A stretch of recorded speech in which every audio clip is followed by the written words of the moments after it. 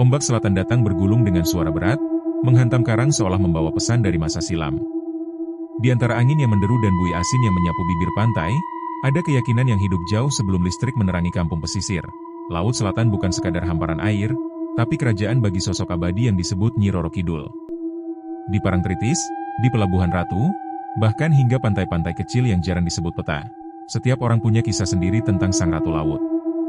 Sebagian mengaku pernah melihat cahaya hijau menari di atas ombak menjelang tengah malam. Sebagian lain mengaku mendengar suara lembut memanggil nama mereka dari kejauhan, tepat sebelum seseorang hilang di telan arus. Bagi masyarakat Jawa, Nyi Roro Kidul bukan hanya legenda. Ia adalah penjaga laut, lambang kekuatan alam yang tak bisa dijinakan. Di setiap rumah nelayan, sesajen kecil sering diletakkan di pinggir pantai sebelum melaut, kembang 7 rupa, dupa, dan segenggam nasi kuning.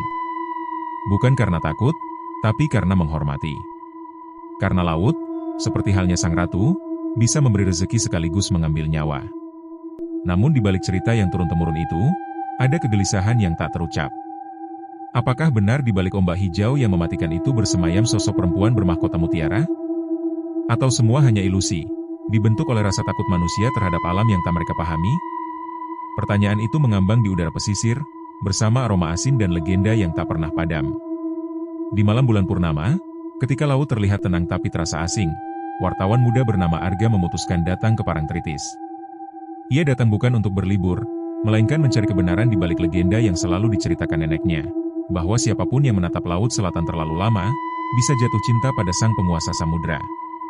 Dan cinta, katanya, bisa berujung pada hilang. Arga membuka buku catatannya, memandang hamparan ombak, dan menulis kalimat pertama untuk laporannya. Ada sesuatu di laut ini yang lebih dalam dari sekadar air. Legenda Nyi Roro Kidul bukan sekadar cerita rakyat. Ia adalah sistem kepercayaan yang tumbuh di antara ketakutan dan penghormatan manusia terhadap laut. Nama itu disebut dengan hati-hati, seolah menyebutnya saja bisa memanggil kehadirannya. Di banyak tempat di pesisir selatan, masyarakat masih rutin menggelar labuhan, upacara persembahan kepada Sang Ratu Laut Selatan. Di pantai Parangkusumo, ritual itu bahkan dihadiri oleh pejabat keraton dan ribuan peziarah. Mereka melempar sesaji ke laut, kain hijau, dupa, dan kepala kerbau. Semua dilakukan dengan keyakinan bahwa Nyi Roro Kidul menjaga keseimbangan antara darat dan laut, antara dunia manusia dan alam gaib. Namun di sisi lain, muncul pandangan baru dari generasi muda. Bagi mereka, Nyi Roro Kidul hanyalah simbol, representasi kekuatan perempuan, lambang kemegahan alam yang tak bisa dikontrol manusia. Para akademisi menyebutnya sebagai bentuk mitos ekologis, cara leluhur menjaga harmoni dengan alam lewat kisah spiritual. Arga mencatat semua itu dalam buku laporannya. Tapi di tengah wawancara dengan penduduk lokal, ia mendengar kisah yang membuat darahnya sedikit mendingin. Seorang nelayan tua bercerita tentang malam hijau, malam di mana laut tampak bercahaya samar dan udara berbau bunga melati. Siapapun yang berani melaut malam itu, katanya, tak akan pernah kembali. Aku pernah lihat, nak, kata nelayan itu dengan mata menatap laut yang berkilau di kejauhan. Perempuan cantik, rambutnya panjang sampai air. Bajunya hijau, matanya, tidak seperti manusia. Kalau sudah muncul begitu, laut tak butuh badai untuk menelan perahu. Arga menelan ludah. Cerita itu terdengar seperti hayalan, tapi cara lelaki tua itu berbicara membuatnya sulit meragukan. Apakah semua ini hanya dongeng? Atau ada sesuatu di balik ombak yang tak bisa dijelaskan sains? Ketika malam semakin larut, suara angin makin menyerupai bisikan. Ombak memukul batu dengan ritme yang aneh, seolah menyahut setiap kata yang diucapkan. Arga mematikan rekamannya dan menatap laut lama-lama, dan di antara gelap, ia merasa ada sepasang mata menatap balik dari balik ombak. Pagi berikutnya, kabut menggantung rendah di atas pasir Parangtritis. Matahari hanya tampak samar, seperti enggan menatap laut yang menyimpan terlalu banyak cerita. Arga berjalan menyusuri bibir pantai, merekam suara ombak dan mencatat setiap percakapan warga yang ditemuinya. Semua orang seolah punya versi sendiri tentang Nyi Roro Kidul. Seorang pedagang jagung bakar mengaku pernah melihat perempuan berpakaian hijau berjalan sendirian di tepi air pada malam Jumat Kliwon. Saat disapa, perempuan itu tersenyum, lalu berjalan menuju laut tanpa meninggalkan jejak di pasir. Aku kira dia orang kota yang mabuk laut, kata si pedagang pelan, tapi waktu aku lihat lagi, dia sudah tidak ada. Tapi bajunya, warnanya, menyala di gelap. Di pondok nelayan, Arga mendengar kisah lain.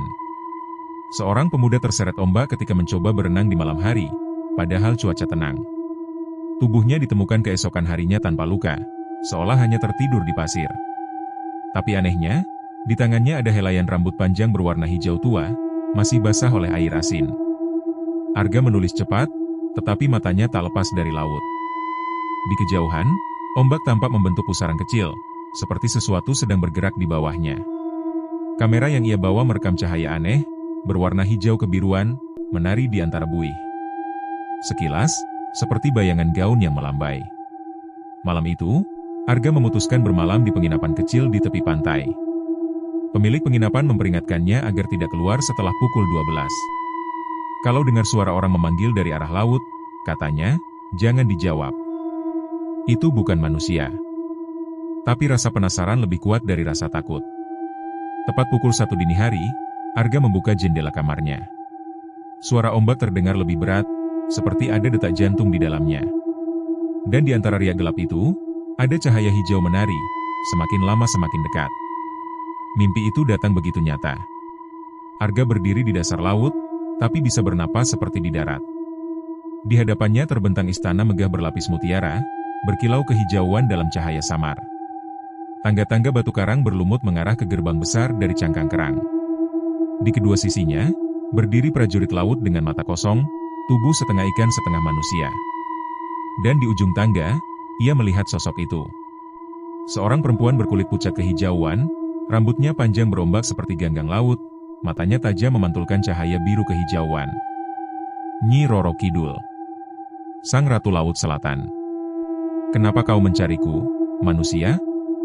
Suaranya lembut tapi menggema di seluruh ruang. Arga berusaha menjawab, tapi kata-kata tersangkut di tenggorokannya. Ia hanya bisa menatap.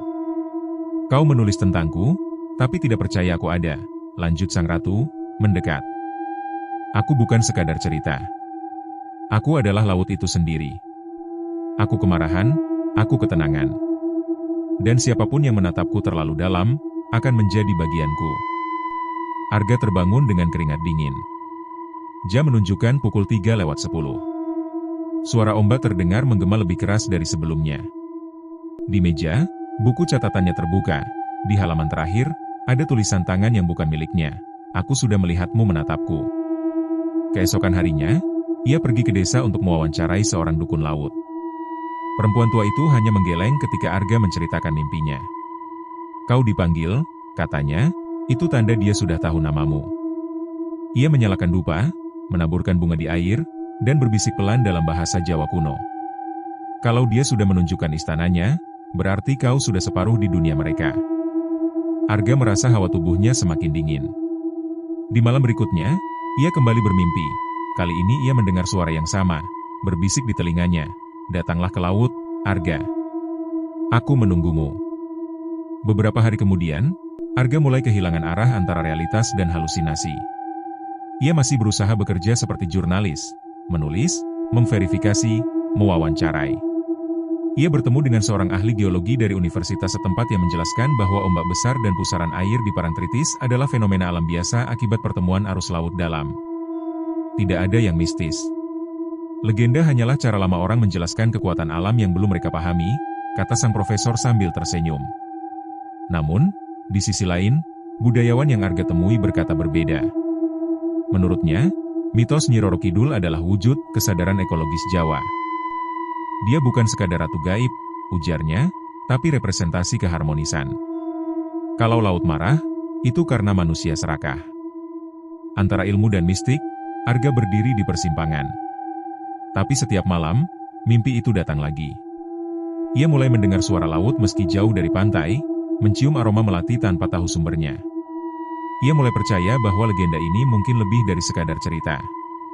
Suatu malam, sebelum pulang ke Yogyakarta, Arga kembali ke pantai. Langit gelap tanpa bintang, hanya ombak yang berkilau kehijauan seperti kaca cair. Ia menatap lama-lama, mencoba membedakan antara kenyataan dan halusinasi. Lalu terdengar suara lembut dari arah laut, memanggil namanya, pelan, tapi jelas. Arga. Ia melangkah maju. Pasir di bawah kakinya terasa dingin seperti tangan yang menarik. Ombak datang sekali, dua kali, lalu sepi. Hanya terdengar bisikan angin, dan catatan yang tertinggal di pasir, halaman terakhirnya basah. Aku tidak menemukan Nyi Roro Kidul. Mungkin karena aku sudah menjadi bagian dari lautnya. Beberapa minggu setelah kepergian Arga, redaksi tempatnya bekerja menerima koper kecil berisi kamera, buku catatan, dan sebotol pasir dari Parangtritis. Tidak ada surat pengantar, tidak ada tanda siapa yang mengirim. Kamera itu ditemukan dalam kondisi rusak sebagian, namun satu file berhasil dipulihkan, rekaman pendek berdurasi 27 detik. Dalam video itu, Arga berdiri di tepi laut dengan wajah pucat, matanya sayu seperti menatap sesuatu jauh di balik ombak. Mungkin kita terlalu sombong, katanya pelan dalam rekaman. Kita pikir mitos hanya dongeng, tapi kadang dongenglah yang menyelamatkan kita dari kebenaran yang tak sanggup kita terima. Setelah itu, terdengar suara ombak besar menghantam, dan layar gelap. Tim pencari dikerahkan. Mereka menyisir pantai selama 3 hari, tapi tak menemukan apapun. Hanya pasir yang basah dan aroma melati yang samar terbawa angin. Di malam ketiga, penjaga pantai bersumpah melihat sosok lelaki berdiri di tepi air, menatap laut dengan tatapan kosong, lalu perlahan berjalan ke arah ombak tanpa menoleh. Kini, Parangtritis kembali seperti sedia kala, ramai di siang hari, sunyi di malam. Tapi ada sesuatu yang berubah di mata mereka yang tahu cerita Arga. Setiap kali bulan purnama naik di atas laut selatan, beberapa orang mengaku melihat cahaya hijau berkelip di kejauhan, seperti lentera di bawah air. Sebagian percaya itu hanya pantulan cahaya kapal nelayan. Sebagian lain yakin itu adalah tanda bahwa Arga telah menjadi bagian dari laut. Penulis yang tak pernah pulang, kini menulis dari kedalaman samudra, bersama sang ratu. Dan begitulah legenda Nyi Roro Kidul terus hidup. Di antara ombak yang datang dan pergi, di antara rasa takut dan takjub, di antara sains dan iman. Mitos ini tak pernah benar-benar selesai, karena ia tumbuh dari sesuatu yang lebih tua dari laut itu sendiri, rasa hormat manusia terhadap hal-hal yang tak bisa dijelaskan. Jika kau berdiri di pantai selatan dan angin tiba-tiba beraroma melati, jangan menatap laut terlalu lama. Kadang, laut menatap balik. Dan ketika itu terjadi, mungkin yang kau lihat di sana bukan hanya gelombang, tapi sepasang mata yang menunggu namamu disebut lagi.